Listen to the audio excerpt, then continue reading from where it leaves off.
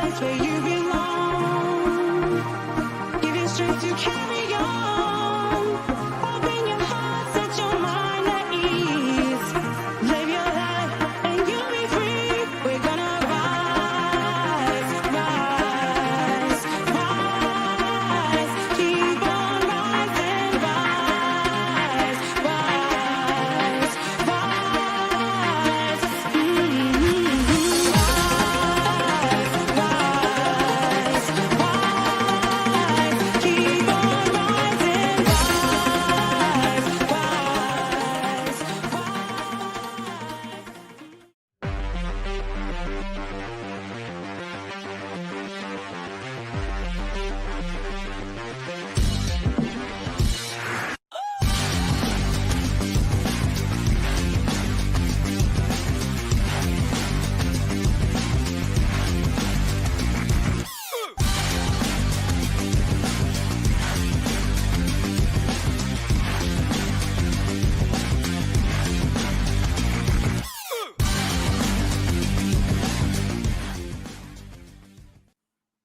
Good evening, everybody, and welcome to the Toon Review with myself, Alex, and Billy. And, well, a very interesting show ahead of us. A lot to talk about today. Not so much on players coming into Newcastle, but the whole transfer fiasco that is going on at the minute. And I call it a fiasco because I think, as we will allude to very shortly, it's getting out of hand. Not small, just still loading a member for 10 months. Thank you very much. Evening, chaps and chat. Hope you're all well. We are indeed. And thank you for your loyalty to the membership scheme. We really do appreciate that. And of course, if you are new to the channel, please do hit the subscribe button and don't forget to hit the thumbs up. It's very important for us that we stay up there in the search results, as usual, really. And hopefully gain some more subscribers on our climb to 23,000 subscribers. Jason Scott says Tyndall is banned from the technical area. How petty are things getting? I haven't actually seen that. It's rule changes for next year to do with referees and what people can and can't do. And it's about one representative from the club being allowed to stand in the technical area. And Sky Sports decided to highlight that as an example, Tyndall sort of conferring with Eddie Howe, which is a bit weird. People are saying in the chat that I'm breaking up. Can you hear me okay? Yep. Tom, I think you need to...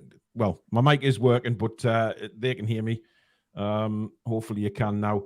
Geordie Lad says, have you guys seen that thing about how that they are cracking down on time wasting and stuff? And that so we will start getting more than 10 minutes of stoppage time. Well, to be honest with you, I think that's a good idea. I'm not against that, to be honest. I think it was good in the World Cup because it just showed that you can't waste time. And listen, we know that we like to, gamesmanship sometimes, and a lot of other teams do it as well when they're winning games. It's not just Newcastle. So what I like about this is that all teams are under the same umbrella now. You can't waste time because if you do, it'll just get it added on. And it worked in the World Cup, Alex.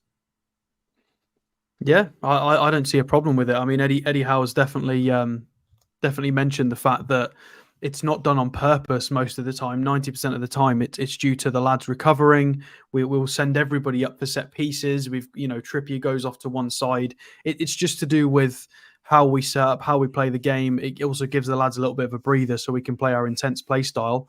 And there's been a handful of games where we wanted an additional few minutes added on so we could try and get a result.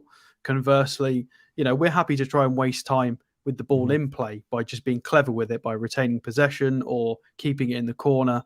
That's fine. Well, I'd welcome the change. I don't think the managers are going to care about it too much. Not a problem. It is what it is. I think it's a healthy change to actually start. Because how frustrating is it? We get frustrated as fans when it's like, somebody's been down for he's injured. There's been 6, 7, 8, 9 substitutions. There's been all kinds of different things happened, and they add on 4 minutes. And then in another game, barely anything's happened, and they add on 7. And there's always inconsistencies. I do feel like we're slowly moving to the American sort of format. Well, I say it's not American, not really. Rugby as well, where, stop clock kind of stuff. But this is healthier. I'm all for it. If there's 10 minutes of pauses in a half, add on 10 minutes. The World Cup was fine. No issues there. Some people said there was a bit of a buffering with our mics and things like that, but it's nothing to do with us, guys. It's YouTube. It might be YouTube. Yeah, we're all fine. We can hear each other fine. So sorry if you're having that little bit of an issue. It looks like it's sorted itself out. A lot of people are saying that it's getting back to normal. So that's a good sign. Now, what we did want to talk about tonight, guys, and it is a very important conversation, because before we go into the Newcastle transfer news, it's regarding, once again, another huge bid of 140 million has come in today, Billy, from Saudi Arabia, this time for Osimhen. These teams obviously aren't under any problem at all spending billions and billions of pounds on players.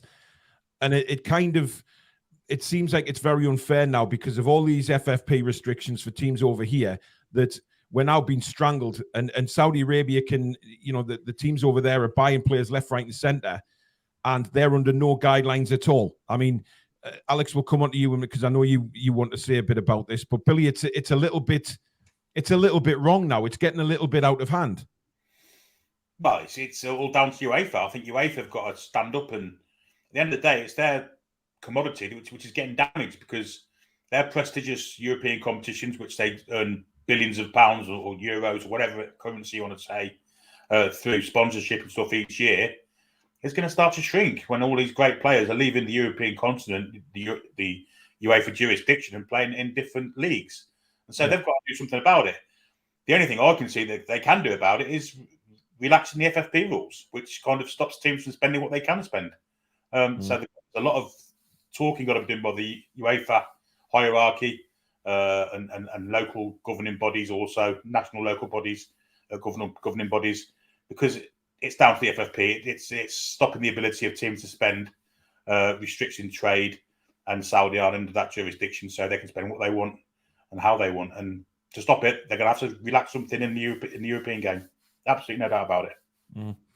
I mean, Alex, I know you were annoyed when you saw this bid for Osimhen go in and thinking, where does it end? But you think there's a tipping point coming. I mean, I wasn't annoyed. I was just quite 2 seconds, stunned, Alex. really. Keith Dykes has just gifted another 5 memberships, so thank you very, very much for that.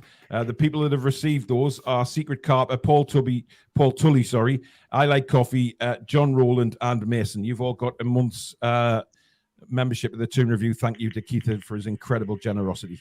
Sorry, Alex, carry on, mate. It's all right. I was just a bit stunned.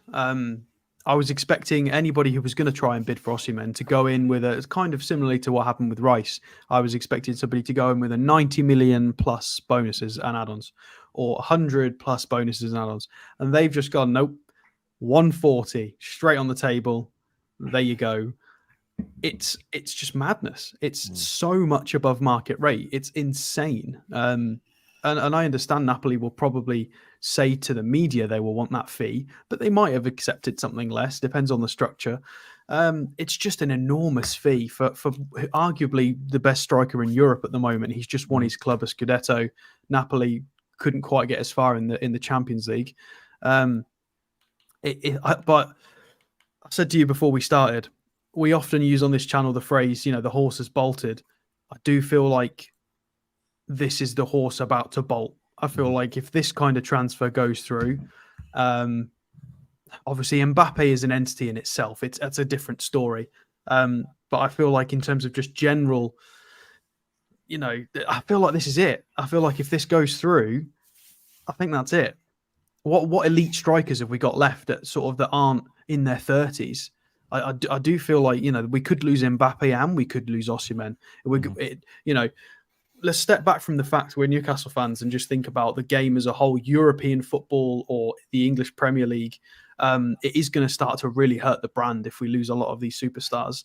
It's going to hurt broadcasting revenue. It's going to hurt the quality of the Champions League, the quality of the European competitions, the quality of the domestic leagues, which is fine. We've got no divine right to have the quality. We're very fortunate, and I'm very grateful that we get some great football in this country and Europe. However, we've got no divine right to that. And it's been quite funny recently, but now it's not funny anymore. I think we're all getting a little bit concerned that this might be it. I feel like this could be a tipping point transfer because Osimhen is, one of the young top strikers in the league. Well, I'm not sure he's not really young anymore, but he's still he's it. He's one of the best strikers in Europe at the moment, and if they feel like if he goes, it sets a precedent. He's not old, and he's not. He's a much higher quality player than sort of a Neves or sort of a Mahrez at the back end of his career. Osimhen is elite.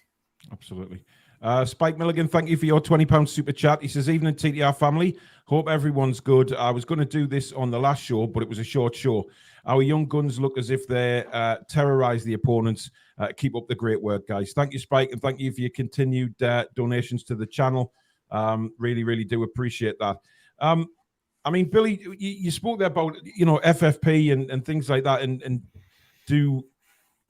does it get relaxed, or does FIFA make a decision that they're seeing all this? Not sure whether FIFA will be bothered, to be honest, but all these players going to Saudi for ridiculous amounts of money. Do you think FIFA then make a decision that the whole, any football and governing body under FIFA is then under FFP? Is that one way that it would work?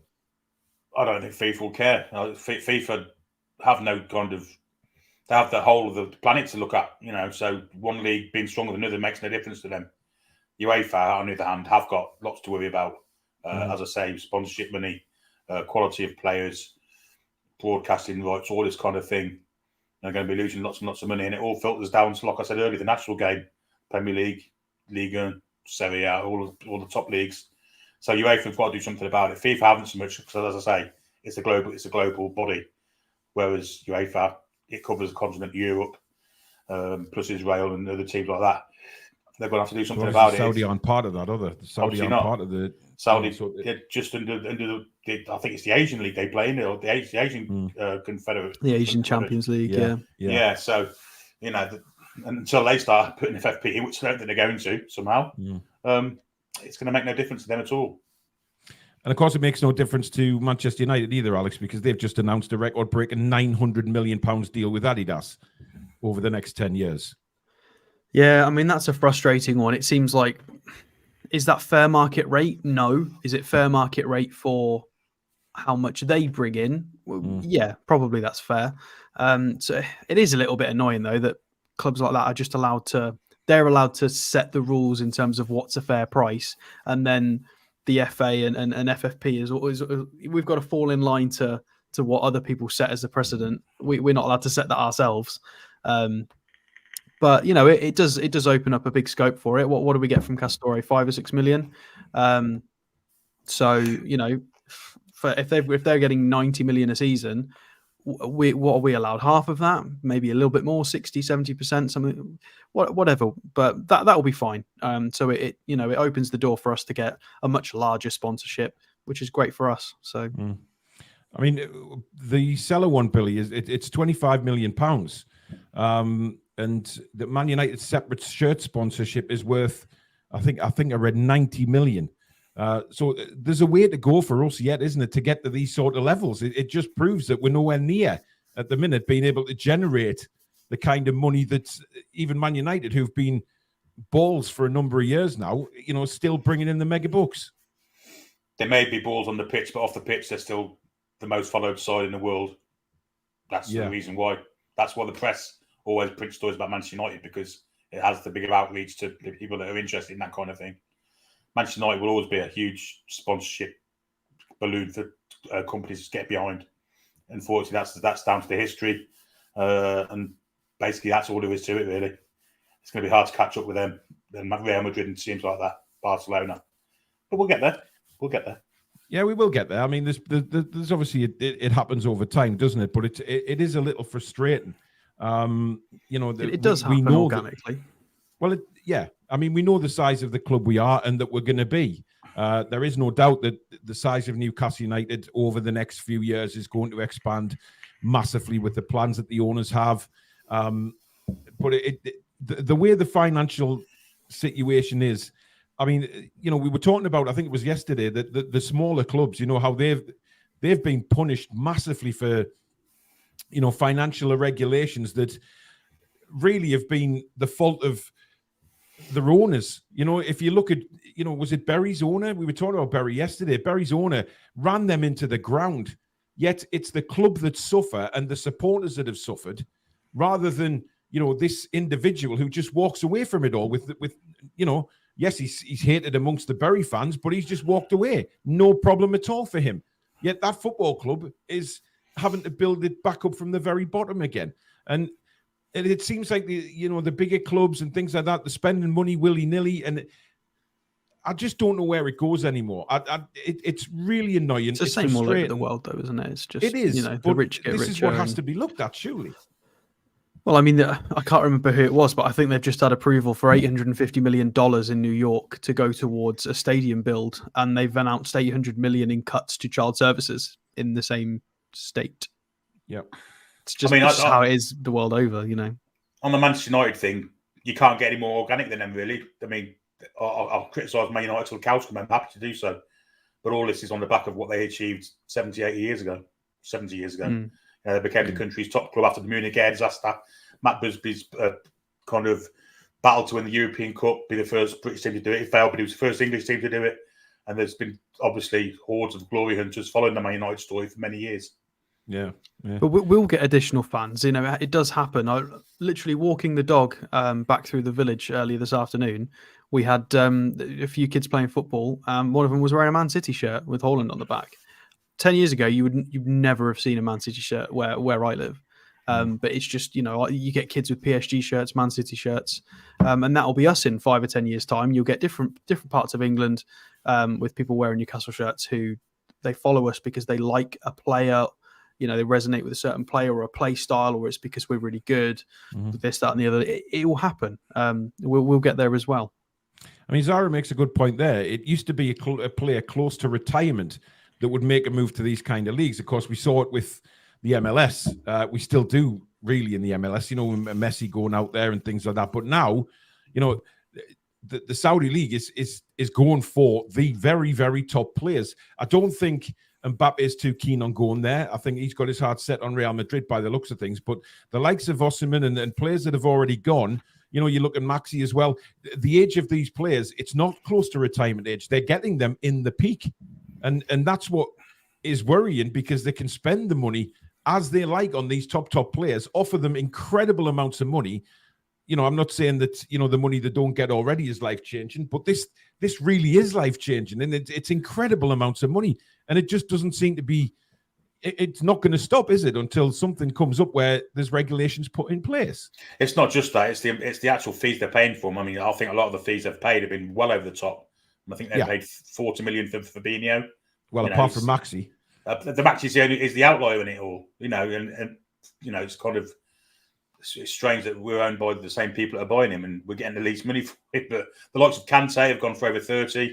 As I say, Firmino was another one that went, I think he went for free, but he's at the end of his contract. Ruben Neves over 42, 43 million.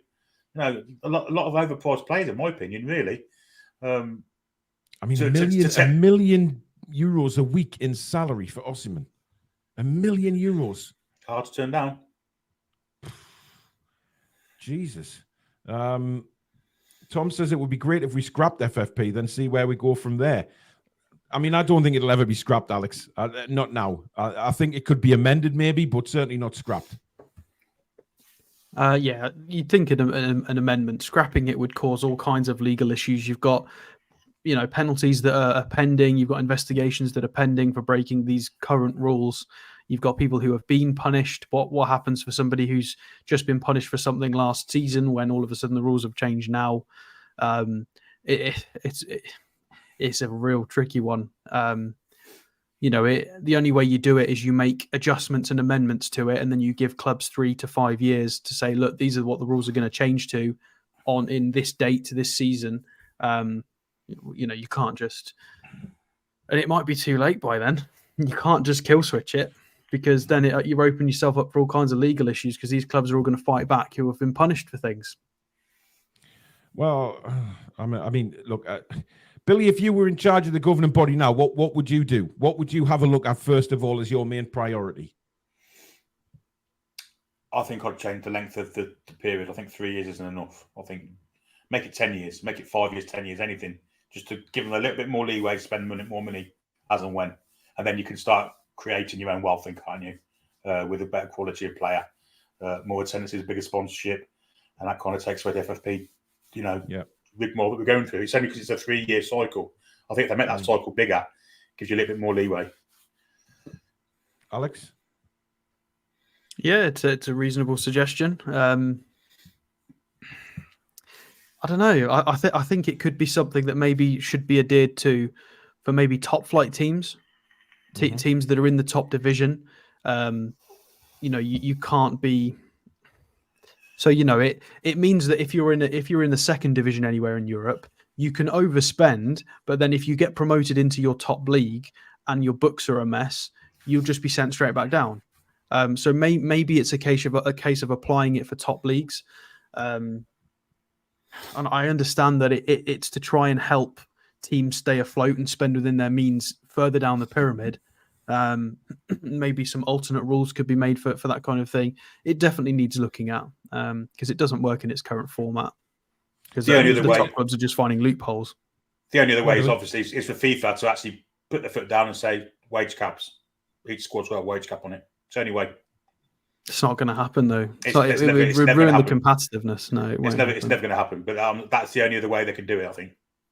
Well, listen, the National Hockey League, the Ice Hockey League in North America has a cap.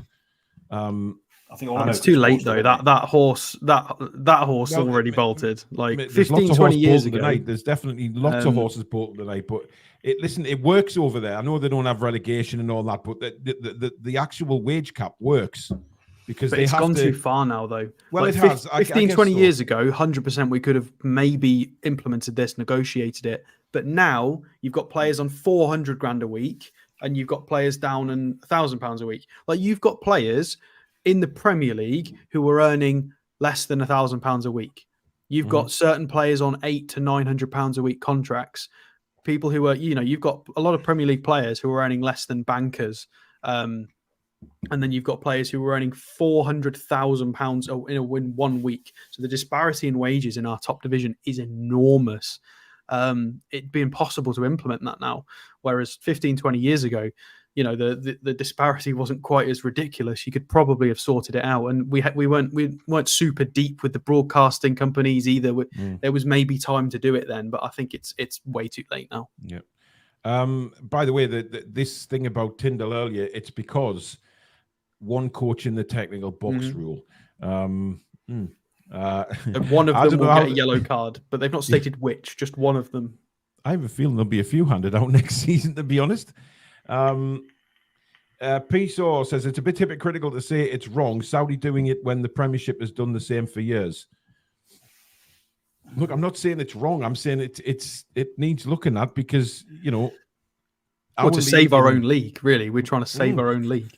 We literally said that. We said we've got no divine right to have one of the best leagues. We're very lucky. But are we just going to stand aside and let it, well, not die? Maybe that's a bit dramatic, but, are there steps we can take to try and help keep it healthy? If so, let's do it. And the Premiership really only did it so it could compete with La Liga and the Bundesliga and Serie A because everyone had cycles where they were the biggest spending leagues in European football. Could it benefit Newcastle in the future being owned by PIF? Because you look at, say, certain players go over there, they have a year or two in Saudi Arabia, and then suddenly Newcastle are interested in somebody. Could it help us in the future? I mean, if they were selling Maxi underpriced so fingers weren't pointed, I can't see this happening, this kind of thing happening, if I'm honest. But it potentially could happen. I mean, we're breaking any rules. I wouldn't have thought so anyway. Yeah. Well, we'll leave that there. We'll move on to, obviously, our club, Newcastle United, and, players that may well be still in the reckoning to join Newcastle United. Alex, who's the first one we've got for tonight? So if we bring him up.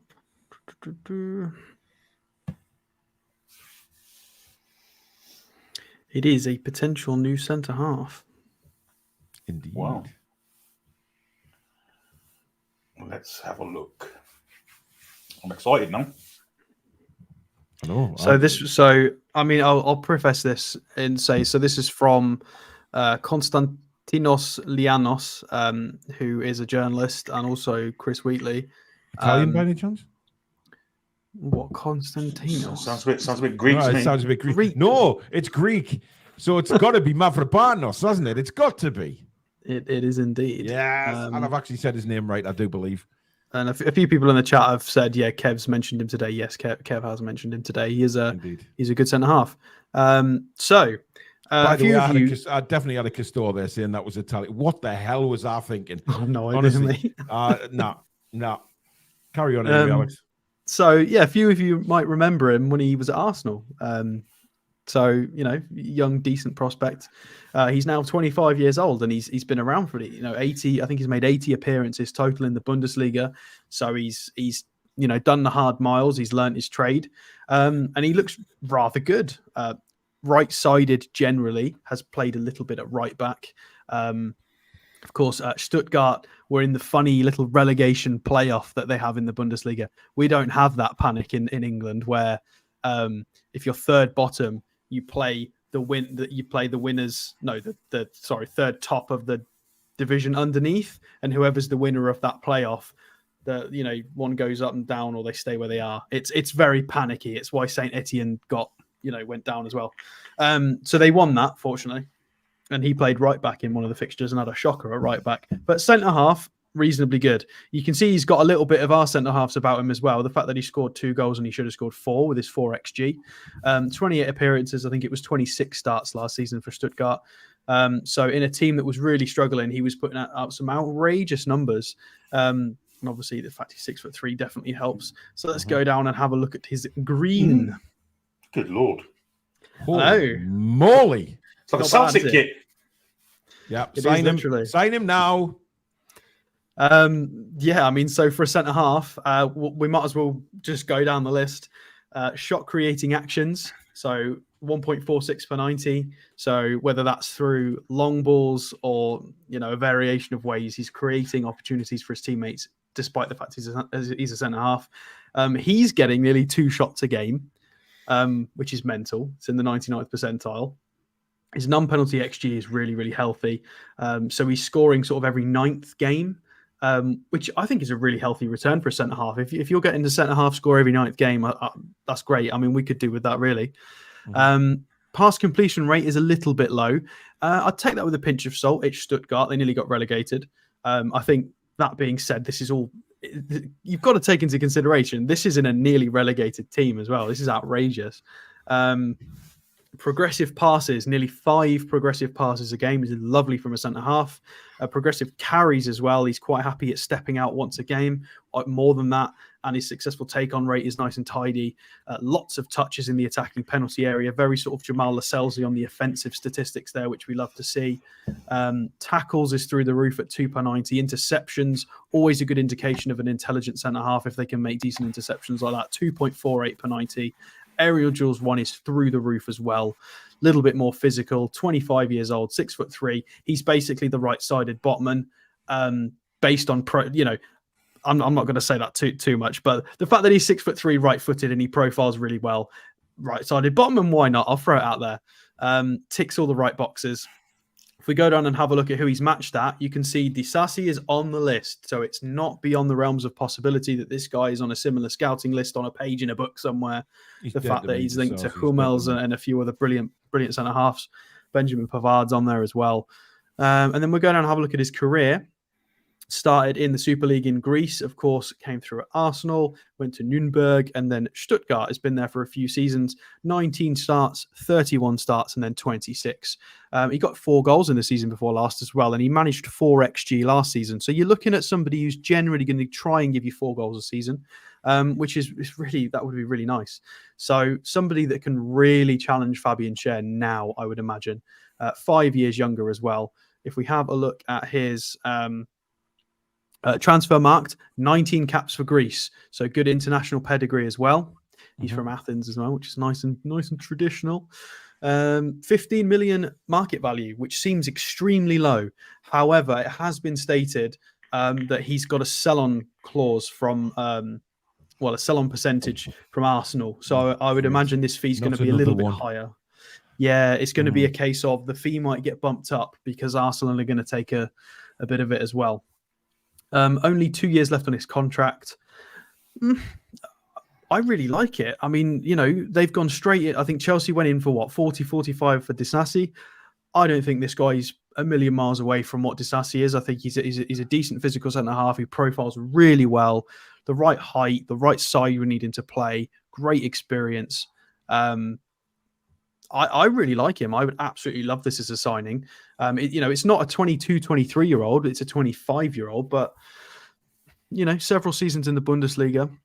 25 a few people saying in the chat how quick he is. Yeah. I'm not 100% sure. I've seen him play a few times.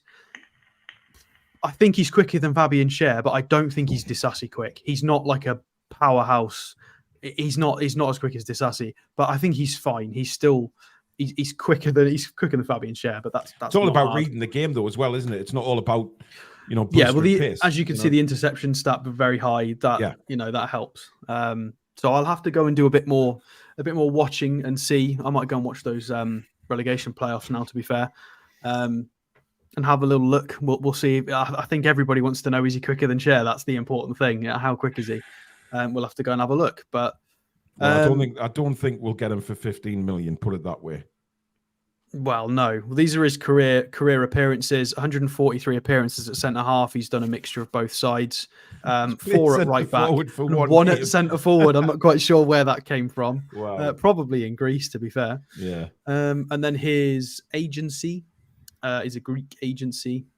Konstantinos Faras is the guy. FK Sports. Although that's German, isn't it? .de. Yeah, that's German. So they've got a German agency run by a Greek guy. We don't really. I don't know anyone on here. I don't know if you guys do. So another Stuttgart centre forward. I don't think that's going to help us. He's there. What a name that is! Socrates Papastapalotopoulos. Didn't he play for Arsenal as well? Papastaphalopoulos. That's the Socrates. Yeah, that's the Socrates that used to play for Arsenal. Yeah, it is definitely not the one from Brazil. Remember him, Bill? Oh, what a player he was! 60 tabs a day as well. I know, incredible. But yeah, I'm all for him. I mean, I think he would just be what we're looking for. I don't think we'd have to pay the earth for him. He's got good experience. He's only 25. I think Newcastle would do well to get him because we're not going to have to pay the ridiculous 50-60 million quid for this guy. But again, the problem for me is the same what's happened with Livramento is the sell-on fee. What do his current side decide to add on to that transfer fee? Yeah, that could be a sticking point again. The thing is with this one is there's resale value here.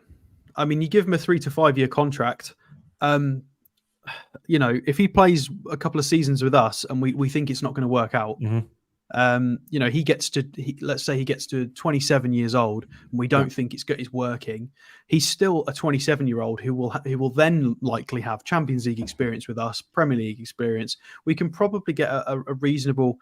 We probably won't get a return on investment, but we might get some money back for him. If we pay 2025 and we want to sell him in 2 years, we could probably get something for him that's not terrible, and we could keep his wages at a reasonable level as well. It's about buying smart. It's not every transfer is going to work, but this one does feel quite decent, to be fair. Billy? Well, firstly, I imagine because he's been at Arsenal for so long, his English would be really good. Secondly, if a manager's going to play at right back, I imagine his pace is going to be fairly good. I don't think that managers are kind of liable to put really slow centre halves at full back. So I imagine his pace is passable.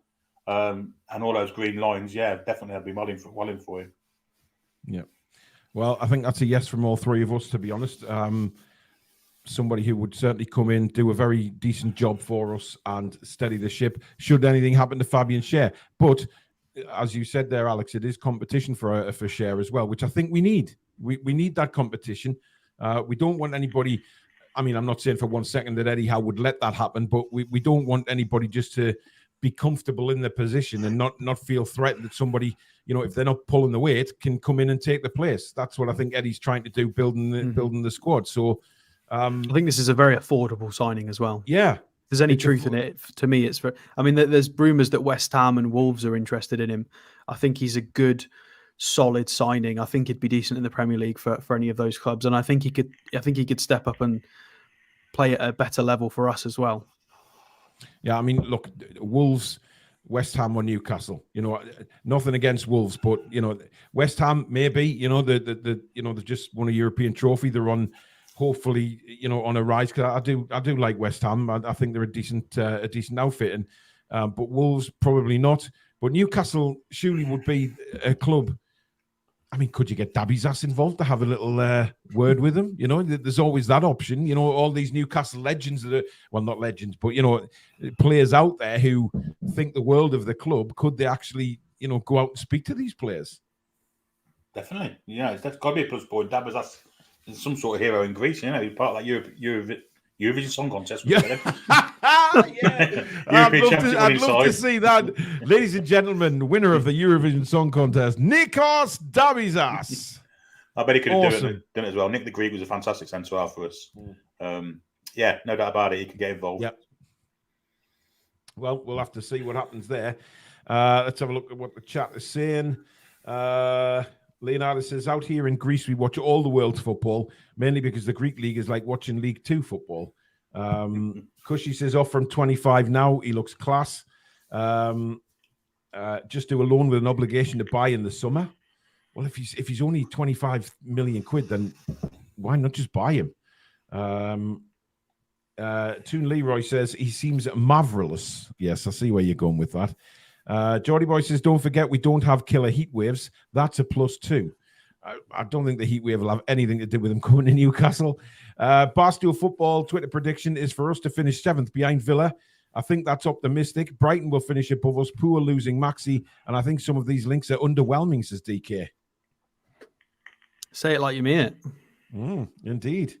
Even though I just joined, going back to the start, Troll says, from how Eddie worded the response to if we have to sell to buy, I think we have a nice amount to buy players. Yeah, we still got money. Eddie was quite. Yeah, he did say that in his interview. About that, yeah, didn't he? Yeah, because he got asked specifically. I think was it Keith Downey? I think it was Keith Downey he was interviewing. I can't remember. Literally said, "If you got to sell to buy more," and he was like, "No. We can, we can. We're looking." So he basically shot that analogy down. So I definitely think, based on the way he answered that question, 100% there's got to be a couple more, surely. Yeah. He wouldn't have answered it that way otherwise. Well, indeed. Foxy says Mavropanos is very similar to Cher, even on the ball. Scores quite a few headers from crosses. Laporte for £25 million from City, says Aaron. I'm 100% sure we'll get 2 defenders in before September. And Shaz says, I heard rumours another Isak out of the blue is coming soon. Well, I don't know where you've heard that from, but we will see. I think we'll get 2 more defenders in, but a curveball third. Well, there's always a curveball with Newcastle, isn't there? Let's be honest. Right, who's the next player, Alex? It is Mr. Livramento.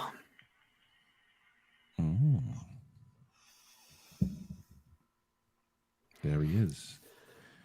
So I feel like for people who didn't watch the last time we reviewed him, it was a little while ago, and the fact that the rumours, and well, they're not really rumours at this point, they're links. It's pretty well published that we've bid and Southampton have told us to stick it. We've got to have another little look, haven't we? We've got to remind ourselves why are we in for Livramento? What's the big hype about? There seems to be 2 camps of people about Livramento. There's he left Chelsea, amazing young player, brilliant breakthrough season for Southampton. Amazing. He was out for a year, but anybody would be lucky to have him. And then you've got the other camp that's like, oh, well, he had an ACL and he missed a season. No. I feel like that's a little bit unfair. He came back at the back end of last season and looked quite good. He's fit now and playing again, and he's not playing bad at all. He looks like he's picked up just where he left off. He's not playing bad football. So we don't have a scouting report for this season for him, obviously, because it's not started. So we're going to go back to the last available season we've got, which is the one before last. Still 20 years old, by the way. That is worth noting. So here is his data from the 21-22 season when he got a full season. It was 2,200 minutes. So, and he was 18 at that point. So this is the data we've got to go on. Progressive carries and successful take-ons are enormous for somebody who was an 18-year-old fullback at that point. Interceptions as well, I've just mentioned, are the sign of somebody that works hard, reads the game well, especially for a young fullback like that. So the tackles and interceptions ticks the boxes for how we want to play. Very, very clever player. Also touches in the attacking penalty area, very, very high. He's receiving passes very high up the pitch as a fullback, so he is bombing forward. Really, really healthy. Non-penalty XG is really high for a fullback as well. I absolutely love Livramento. Can I just say one thing, Alex? A lot of people, when he came off at half time in a friendly the other day, and there was loads of reports saying that he'd come off with a knee injury. And they were worried that it was a knee again. However, he then came out and said there was nothing the matter with him. He was glad to get back on the pitch. He was always only going to play 45 minutes, and he was 100% healthy. So I don't know where these people came from that were saying he had a knee injury, etc. It's not the case. He came out and actually said, I'm perfectly fully fit and ready to go. So whether he had to feel like he had to come out and say that because of a potential transfer, I don't know. But there was silly reports that he'd come off with a knee injury again, which was just ridiculous. Well, hopefully he's still fit. So we've got the stat matches for him in that season. You've got Kyle Walker-Peters there, Semedo, who had a good season. You've got to remember this is the 21-22 season. So certain players, Wolves were performing a lot better. Semedo was decent.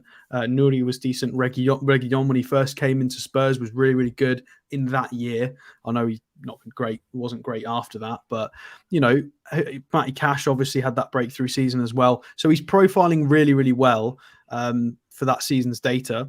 Mm-hmm. And then if we go and have a look at some more interesting statistics, we've already seen the progressive carries. A few things I wanted to say is to do with the passing. So expected assists and passes into the penalty area, lovely and high for a fullback. Pass types, no, that wasn't what I wanted to look at. Goal and shot creation. So you've got your interceptions and then your tackle and interceptions combined statistics. Guys, I've got to duck out for 2 seconds just to take this phone call. I won't be a moment. Yeah, no worries. And then you've got possession statistics, which is, something we want. We want to retain possession. We want people who are slightly more careful with the ball, technically sound.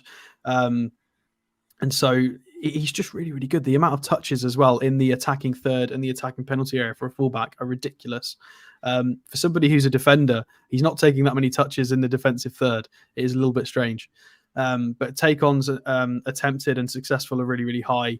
Carrying distance is enormous. Carries into the final third is great as well, and carries into the penalty area additionally. This is something that Dan Burn doesn't offer us, and I understand that Dan Burn's a left back, and we are talking about a right back. However, it is widely considered that Livramento, if he was to be signed, would play on either side. Inverted fullbacks, who knows? I mean, Arteta's doing it, Pep's doing it. Maybe Eddie Howe's going to slightly mix things up. You never know. So I just think this would be a great signing. I don't know why there's a lot of people complaining about it. Potentially it's because of the fee, and I think it's Southampton you should be frustrated with, not Livramento or us. I think it's purely because of the Chelsea sell-on stuff, because obviously he came from Chelsea.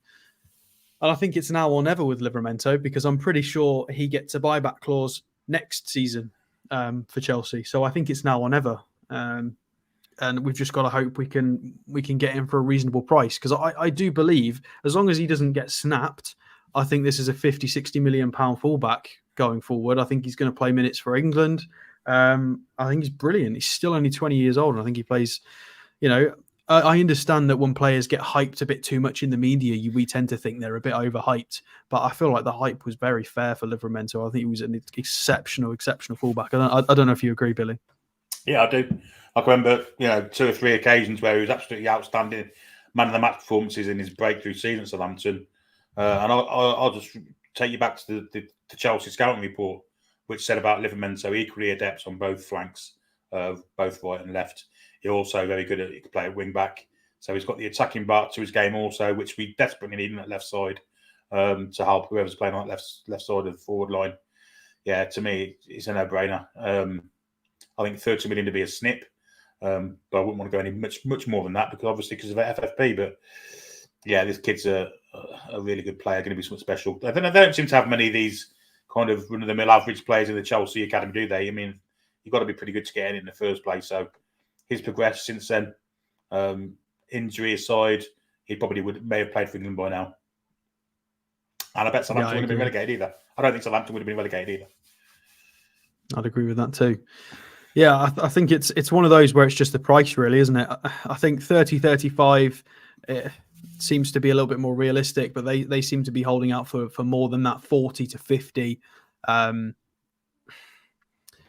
Maybe we're not walking away because we feel like we can get him at a fairer price.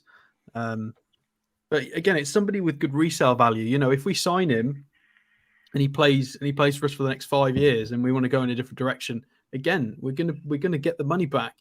It's a safe investment unless he gets absolutely snapped. But you can't base transfers on whether people are going to get snapped or that. You do it on what the data you've got in front of you and the eye test of what you've seen so far from the seasons.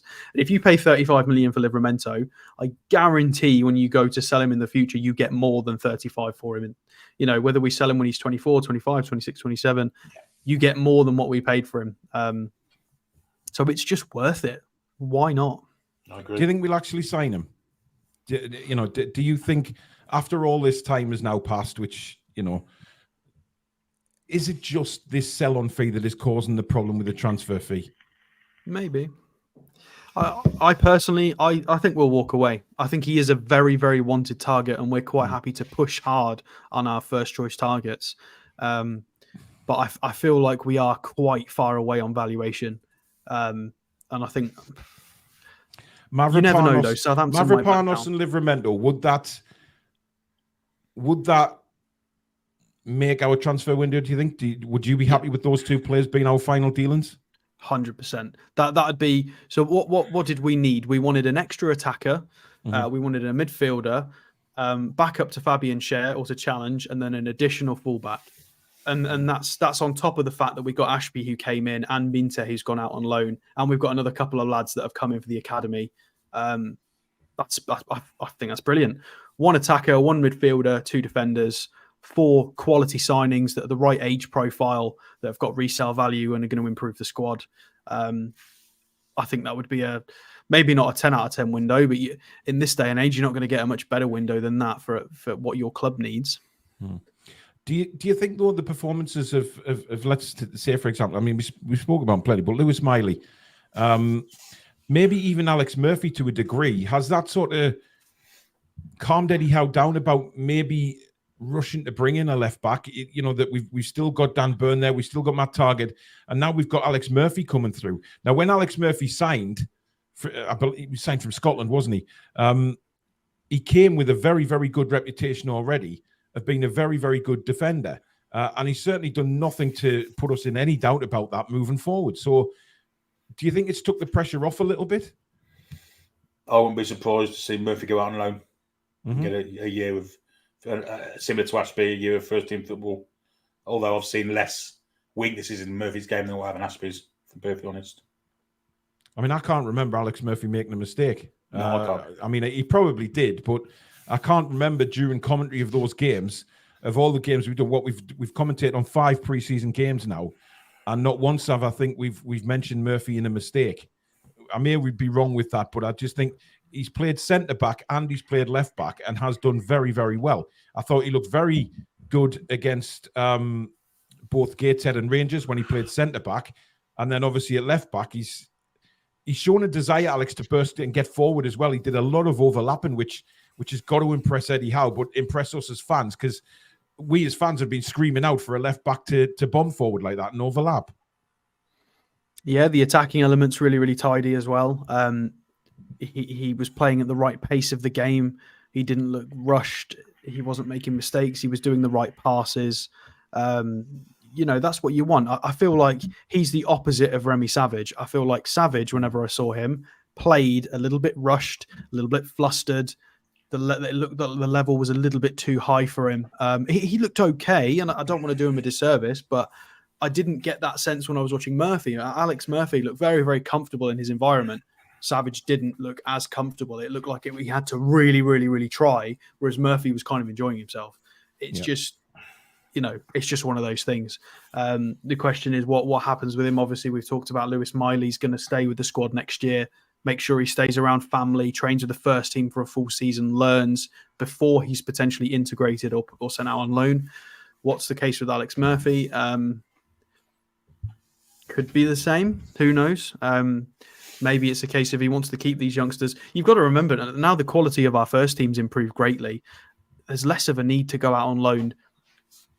Not always. Obviously, going out on loan is great because you play matches. Yeah. However, when you look at certain players like Phil Foden and stuff who didn't go out on loan, because the level of training and the technical ability in those training sessions was so high, they're still progressing. But with things like defenders, I think match practice is always great for defenders. It's a bit different. Somebody's just mentioned. What was his name there? Matty Bondswell. Now, yes, Matty Bondswell did very well in pre-season last year, but he didn't really stand out to me like Alex Murphy and Lewis Miley have. Those two have stood out a mile, playing in very, very competitive games. You have to think, Bondswell played against, obviously, Benfica. He did all right, but I don't think Bondswell gave us any hype after pre-season. He was there, and we said that he could play a part. But these guys look, Miley and Murphy especially look really, really positive. Billy. Absolutely, yeah. I mean, Miley will be a first-team squad player. I'll say Murphy will probably get a loan somewhere. Bondswell last year had a really good game against Benfica. Was found a little bit wanting in the two games that we had at St James's Park. After that, they sent him out on loan, and obviously, whether he's not improved or not, they've seen the need, despite us being short of left backs or quality left backs, to send him on loan again, which kind of tells me that he's not really going to make it in Newcastle United, if I'm perfectly honest. Right. Well, our final player of the evening, I can see Alex has got him ready now. Here we go. And it is Nicolo Zaniolo. Or Zaniolo. I think it's Zaniolo, isn't it? I'll get it right eventually. Yeah, you're right. I can't be bothered to do this one again because we've been linked with him a few times. Well, we have reviewed him. Very enthusiastic to our viewers, isn't it, Alex? I'd rather no. It's not that I can't be bothered. It's that I'd rather review someone else. It's that we've reviewed Zaniolo several times. Yes, but he has been linked again. He has been linked again, which is why we've got to review him again. I'd be surprised. I would be surprised with this. He's gone to Turkey. Still only 24 years old, left-footed attacker. He profiles physically. He's a bit of a beast. He's 6'2.5", left-footed, technically gifted, 24. So he ticks all the boxes in that regard. So what did he do? 13 appearances, 900 minutes, 1 goal in Serie A. Obviously went to Galatasaray. Excuse me, managed 5 goals from a 1.6 XG, which is pretty mental, actually. That's insane. So banging him in Turkey, but somebody of Zaniolo's quality, he's an internationally capped player at a decent, fairly high level. 3 appearances in the Europa League with 1 goal, 1 assist. But let's go down and have a look at the important stuff, the data. So attacking midfielders and wingers. And this is based on 1,099 minutes. What are they basing this on, though? What's he played? 1,099. I think this will be a mishmash of his Serie A data. I'm not sure this includes all of his Turkey data. I just saw Billy's face when those stats came down. There's the Turkish data. The Turkish data isn't one of the big 5 leagues, is it? So I imagine that's got to be Serie A. That's a good point, actually. Yeah. This will be the Serie A. Yeah. I mean, it might not look for great reading. However, progressive carries is above average. He's taking touches in the attacking penalty area, and have a look at the business end of his profile there. 3.6 shots a game, and his non-penalty XG is really, really high at 0.37. That's kind of up there with Callum Wilson levels of non-penalty XG per 90. So he's reasonably good at carrying the ball. He's left-footed. He's taken a lot of shots. He's scoring a reasonable amount of goals. However, there's not a lot else going on really, which is why I don't think we'd sign a player like this. I don't think there's a lot else going on in terms of passing sequences and additional defensive work. I just don't think there's enough in the rest of his game. I think he's a good player, and I think he suits Turkey really well. Actually, I think it's probably, he's okay in Serie A, but you can see there, or he looks like he's slapping up the Turkish division with 5 goals in 300 minutes. Like, I think if I'm him, I stay in Turkey and I'm an absolute beast in Turkey. I think he'd struggle in the Premier League, to be perfectly honest with you. Well, I don't know what kind of team he'd play for. I think it's more his name. When we saw his name, Zaniolo, and thought, oh, yeah. But then when you actually see, it's not great, is it? I mean, it depends on his. I mean, if we have a look here, I mean, there is. He does. I mean, you can see why we're linked with him. You can see the profiles there with Lindstrom, who we've been linked with, Barnes, who we've signed. Mm-hmm. He is a hard worker. Yeah. It doesn't necessarily display in the defensive statistics. He's not winning the ball back as much in terms of tackles. Well, I mean, Son's on there as well, so that's. I wonder what his ball recoveries are like. And Rashford. I mean, he's on there. Well, yeah. Let me just have a look at view complete scouting report. Let's have a look at his ball recoveries. If we scroll all the way down to defensive statistics, where are his ball recoveries? No, they're not even that high here.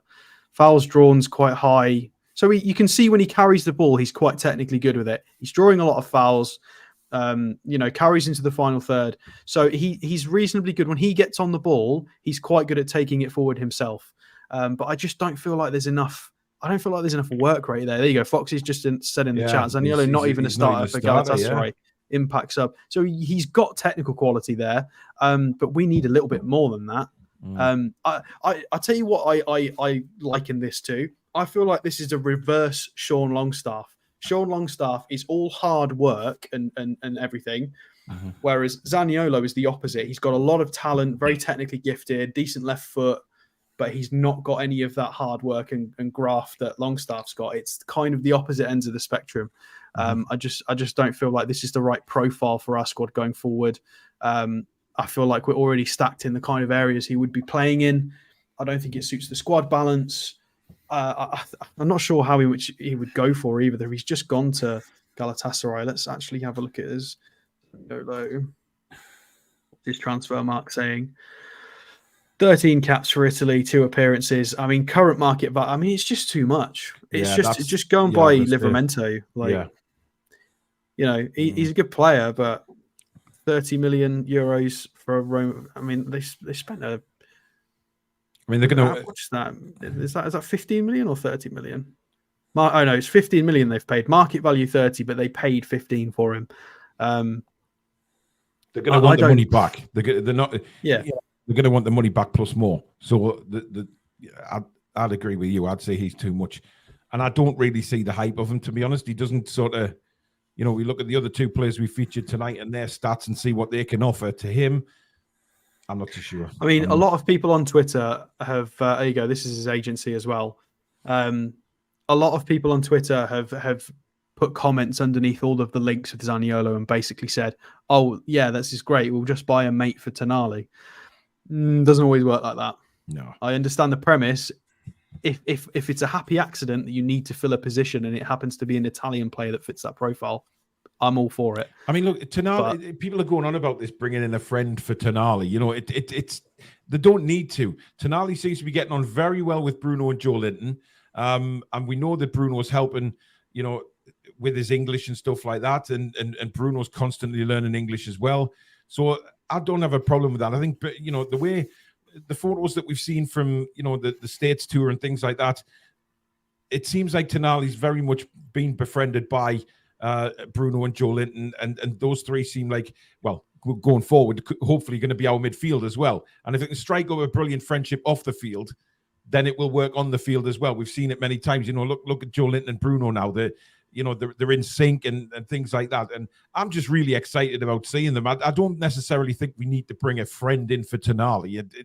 If whoever we bring in is Italian, fair enough. But I don't think we have to go out looking for a friend. Half that's accidentally the right profile, but also Italian, then happy days. But doubtful. Billy, what do you reckon? I saw your face sort of, yeah. He hasn't got the work rate, has he? I mean, there's a reason why Mourinho. I mean, it wasn't Rome, wasn't he? Was it Rome he was at? Yeah, sure. Yeah, he was. Yeah. There's a reason why Jose Mourinho didn't take to him at all. The lad just doesn't want to track back or anything like that. bit of an attitude problem when he's not playing. He's one of these dressing room disruptors. Roma couldn't wait to get him out the door, so much so they sold him for undervalued price. Not for me. Obviously a good player, got lots of technical ability. Has he got the cojones to play in the Premier League? Not for me. And it's worth pointing out as well, he's never made more than 23 starts in his career. Well, doesn't that tell you everything you'd probably need to know? Yeah. For me, it does. By the way, news break in the last half an hour is that it looks like Harrison Ashby is very, very close now to completing his loan move to Swansea. So, Billy, you said it's a decent move for the kid. A lot of fans were hoping that maybe he'd stay around the first team this season and get a couple of opportunities. But we do have Kraft coming back as well, and maybe just another year on loan just to progress him that little bit further because I think because we've brought him in at such a young age, I think Eddie sees him as a future right back in the team. So we have time because of his young age, of course. 100%. And you've got to remember, Kieran Trippier's not getting any younger. I mean, he's going to be getting first team football at Newcastle United in the near future. There's no doubt about that. But I just think a year on loan, get some experience under his belt, get rid of that naivety that he shows in his game sometimes by unnecessarily committing himself to lost causes when he doesn't need to. Sometimes it's good to jockey and not just jump in. I think a little bit of experience, getting that out of his system will work wonders for us. And I think it'll work wonders for him. He's obviously got a lot of talent, hell of a player. Just a few little inexperienced kind of bad things in his game that he needs to kind of get rid of. I mean, Swansea's a good side to go to. You know, it's a good move, I think. I think he'll get plenty of minutes down there. I think that will be one of his main things that Eddie Howe will say is, look, this guy's got to play. And we're not sending him on loan to sit on the bench. We're sending him down to play. And hopefully we'll get the best out of him.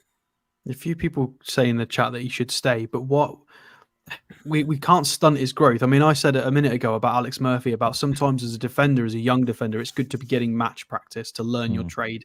And if I said it about Alex Murphy, I've got to say the same about Ashby.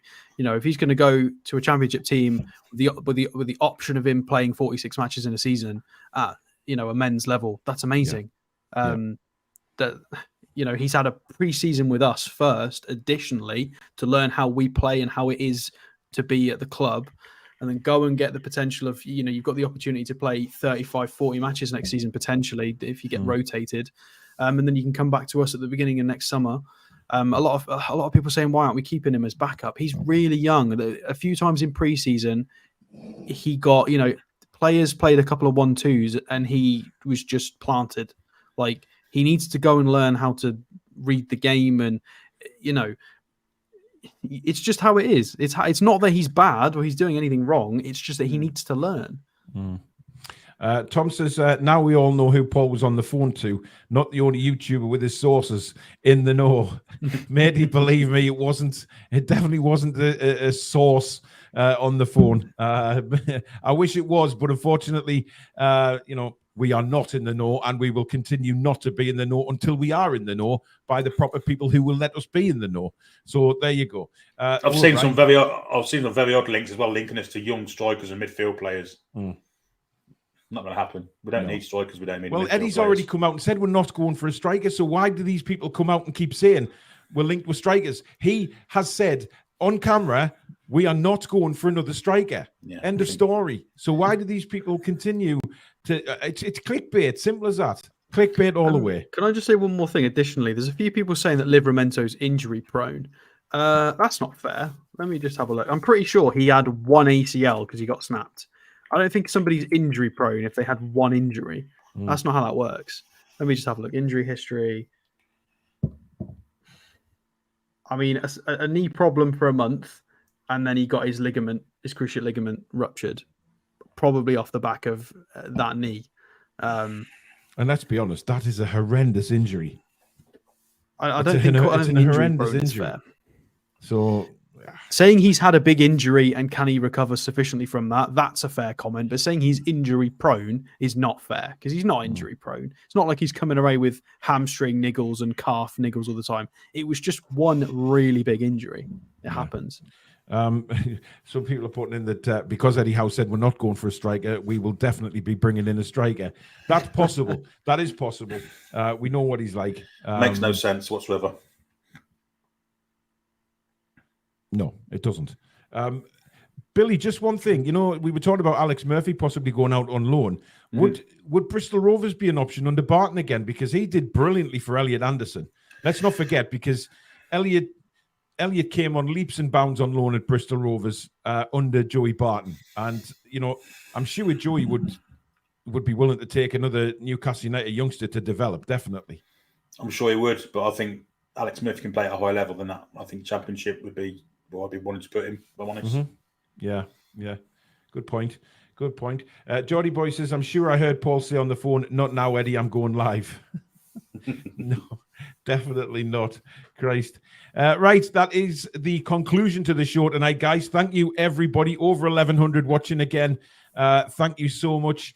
Thank you for your earlier super chats. And Mod Squad, superb job again. And obviously, thank you to Billy and Alex.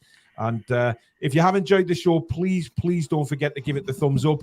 It is vital that we keep that going. And of course, we have the Patreon now. There's another podcast just being uploaded today. I've got another 2 that will be coming this week as well. So the podcasts are coming on there. So please do check our Patreon out. It is linked in the description. Go and have a look at it.